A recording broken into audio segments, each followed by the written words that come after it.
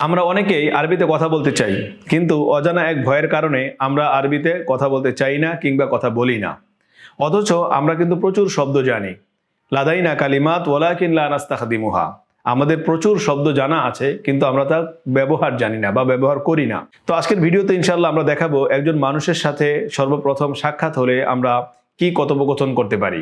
এই বাক্যগুলো যদি আমরা শিখে রাখি এবং আমরা ব্যবহার করি, তাহলে দেখা যাবে আজকে থেকেই আরবিতে কথা বলাটা আপনার শুরু হয়ে যাবে। তো দেখুন, একজন মানুষের সাথে যখন আমাদের সাক্ষাৎ হয়, তখন আমরা শুরুতেই কি করি? সালাম বিনিময় করি। এরপর কি করি? এরপর জিজ্ঞেস করি আপনি কেমন আছেন। তো আরবিতে আপনি কেমন আছেন আমরা কয়েকভাবেই বলতে পারি। যেমন কাইফাল হাল, কাইফা হালুকা, কাইফা আংতা, অথবা কাইফা তামুরু আও কতুকা, আপনার সময় কেমন যাচ্ছে, অথবা কাইফা তাসিরু উমুরুকা, আপনার সকল বিষয় কেমন যাচ্ছে। তো এভাবে কিন্তু আমরা সর্বপ্রথম আপনি কেমন আছেন, আপনার দিনকাল কেমন যাচ্ছে, সময় কেমন যাচ্ছে, এগুলো আমরা জিজ্ঞেস করতে পারি। এর উত্তরও খুব সহজ, আমরা সহজেই বলতে পারি আলহামদুলিল্লাহ আনা বিখাইর, অথবা আলহামদুলিল্লাহি আনা তয়্যিব, অথবা আনা বিখাইর, আনা তয়্যিব। এবং এরপরে আমরাও জিজ্ঞেস করতে পারি আপনি কেমন আছেন। এর আরবি হচ্ছে ওয়াকাইফা আংতা, আপনি কেমন আছেন। এখানে আংতা শব্দটা হচ্ছে সর্বনাম বা জমির। আরবি ভাষায় জমির কিন্তু দুই প্রকার, একটা হচ্ছে যুক্ত জমির, একটা হচ্ছে মুক্ত জমির। তো আংতা এটা হচ্ছে মুক্ত জমির, অর্থাৎ শব্দ থেকে আলাদা হয়। তো এই জমিরগুলো কিন্তু আমরা শিখে নিতে পারি, তাহলে দেখা যাবে কথোপকথনে প্রচুর এগুলো ব্যবহার হয়, এগুলো আপনি ব্যবহার করতে পারবেন। মুক্ত জমিরগুলো কি কি?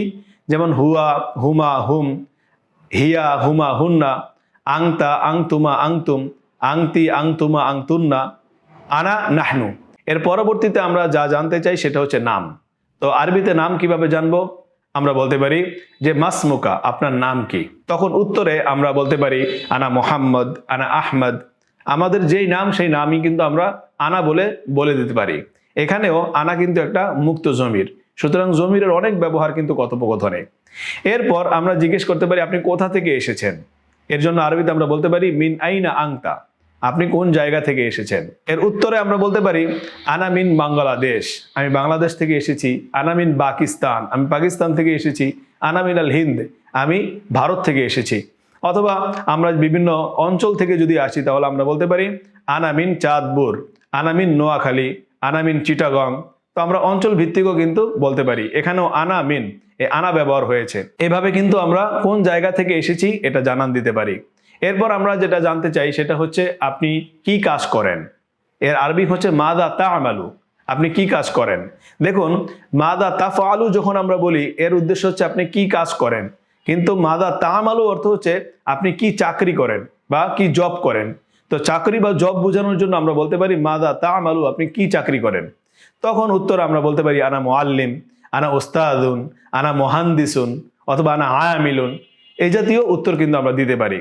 তো এখানে যদি আপনি শব্দ ভান্ডার বাড়ান, তাহলে দেখা যাবে আপনি যে কোনো জিনিস এখানে আপনি বলতে পারেন। দেখুন, আপনি কি চাকরি করেন এটা যেমন আমরা বলতে পারি, পাশাপাশি কিন্তু আমরা বলতে পারি আপনার কাজ কি। মা হিয়া মেহনাতুকা, অথবা মা হুয়া আমালুকা, আপনার কি কাজ, আপনার চাকরি কি। অথবা মা হিয়া ওজিফাতুকা, আপনার চাকরি কি। এরপর কারোর সাথে সাক্ষাৎ করে, কারোর সাথে কথা বলে যদি আপনার ভালো লাগে, পরিচিত হয়ে যদি ভালো লাগে, তাহলে আমরা আরবি এভাবে বলতে পারি আনা সাঈদুন বিমুকাবালাতিক, আপনার সাথে সাক্ষাৎ করে আমার ভালো লাগলো। আনা সাঈদুন বিলিকাইক, আপনার সাথে সাক্ষাৎ করে আমার ভালো লাগলো। আনা সাঈদুন বিমারিফাতিক, আপনার সাথে পরিচিত হতে পেরে আমার ভালো লাগলো।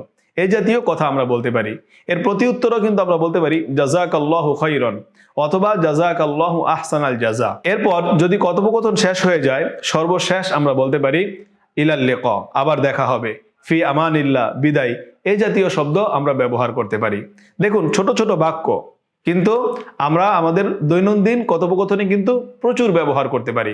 পাশাপাশি আরেকটা জিনিস বলে রাখি, সেটা হচ্ছে বিশেষ মুদফ আছে আরবিতে। আমরা জানি সামনে, পিছনে, উপরে, নিচে, ফাওকা, তাহতা, আমামা, ওয়ারাআ, কুদ্দামা, বিজানিবি।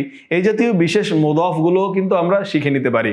কারণ আরবি ভাষায় কথোপকথন করতে গেলে আপনার জমির যেমন লাগে তথা সর্বনাম যেমন ব্যবহৃত হয়, তদ্রূপ আপনার বিশেষ জমিরগুলো কিন্তু প্রচুর ব্যবহৃত হয়।